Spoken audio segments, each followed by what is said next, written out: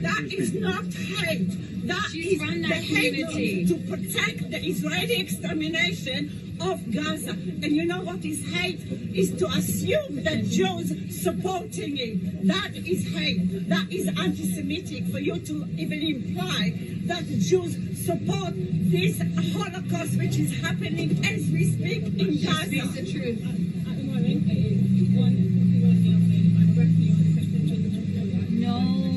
No. Let's be clear. Anyone who is not outraged at Israel for its extermination of the Palestinians is a disgusting racist. Yes! And if instead they complain about anti-Semitism, they lost all credibility. They are clearly just supremacists, supporters of ultimate racist act, which is genocide. It isn't hard to see that the Holocaust that exterminated many of my family 80 years ago is being used cynically to enable the Holocaust in Gaza. Hate speech against Palestinians has rarely been challenged, as was Holocaust denial of the genocide in Gaza. Not only we are witnessing the horrific daily bloodshed, bloodbath of the slaughtered Palestinians, but we also are witnessing bloodlust Israelis demanding total annihilation of the 2.3 million Palestinians in Gaza. So let's talk about 7th of October. But just before that, I'll make full disclosure, I am Israeli. Being born there and growing up in a paradise stolen from Palestinians who are now being slaughtered in Rafah. There should be no doubt that we Israelis have no right to dictate to the Palestinians how they should resist the Zionist colonization of Palestine.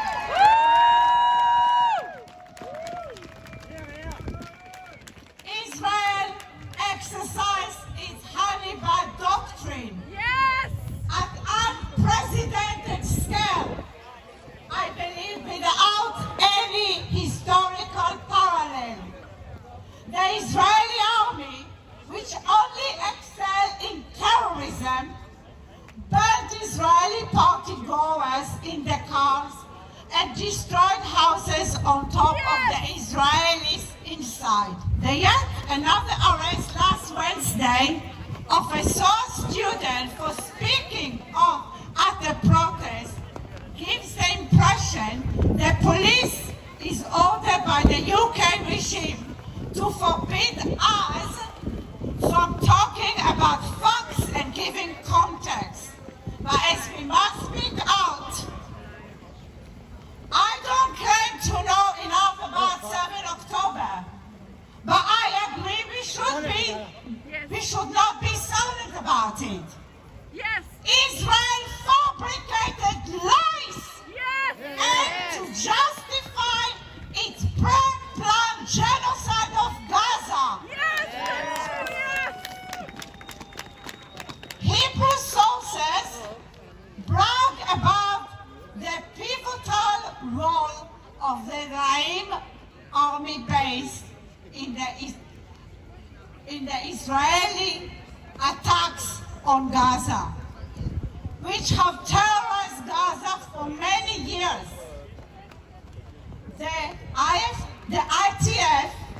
Israeli terrorist force based at Reim had a central role in all the wars waged by Israel against Gaza, as well as assassination and espionage.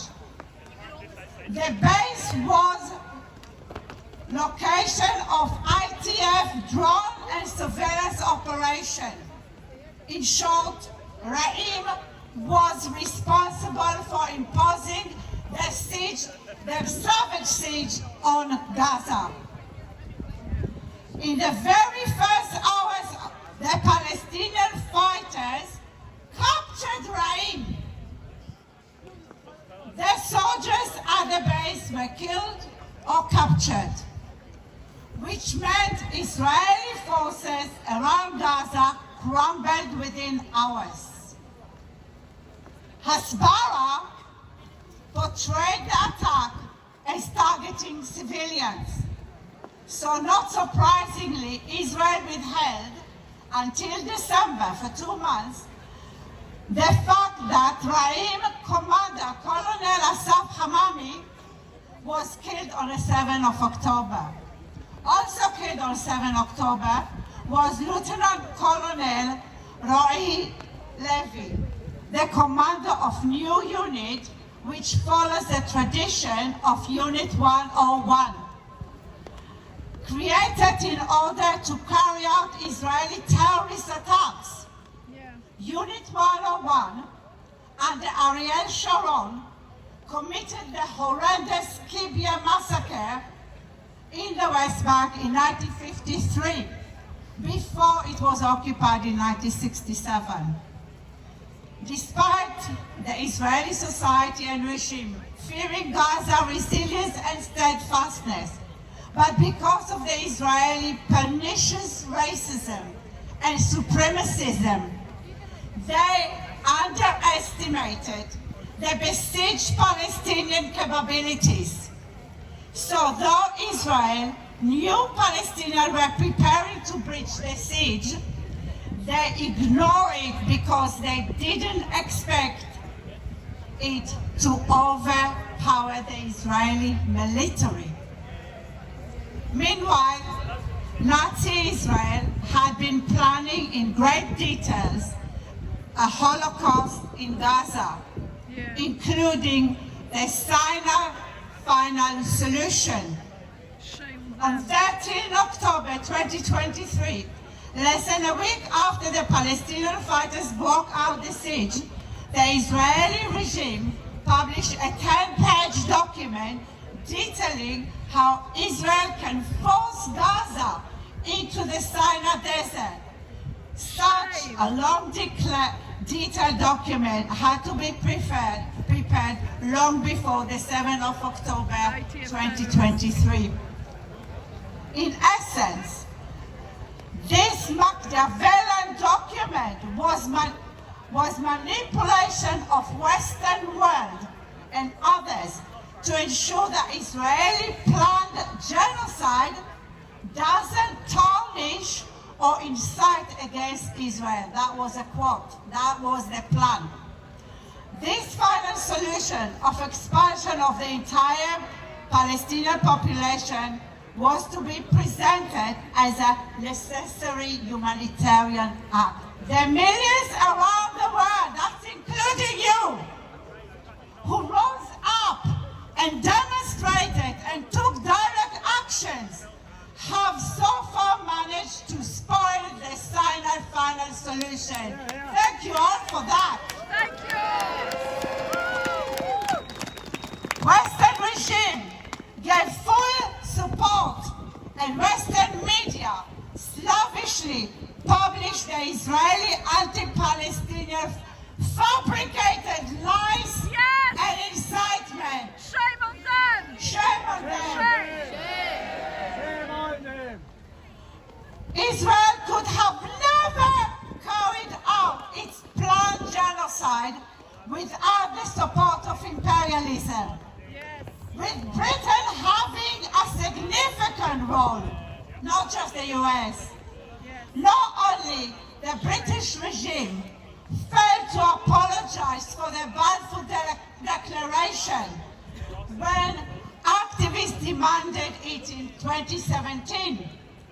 Instead, the British regime victimized the activists and has since intensified the repression of supporters of the Palestinians, with the government now rushing to pass the anti-BDS bill through Parliament, which will even protect the illegal Israeli settlements. Shame on them. The UN Special Rapporteur Francesca Albanese said, defunding UNRWA overtly defies ICJ's order to allow effective humanitarian assistance. Yet, even after the historic ICJ rejection of all the Israeli claims and lies, the British regime failed to put pressure on Israel to allow humanitarian aid. Instead, the UK cut funding to the only organization that has meaningful capability to distribute aid to Gaza. The UK now participating in the Israeli plan, famine and disease. Shame on them. Shame! So our role to resist is to strengthen our resistance to the Israeli genocide of Gaza is even more important. And you showed it today. We do thousands here. That was so inspiring. We need to support direct action like Palestine Action. Its major victory yesterday with the logistic and transportation KNN terminating all ties with Elbit. Shut down Elbit! Shame on Elbit! We need to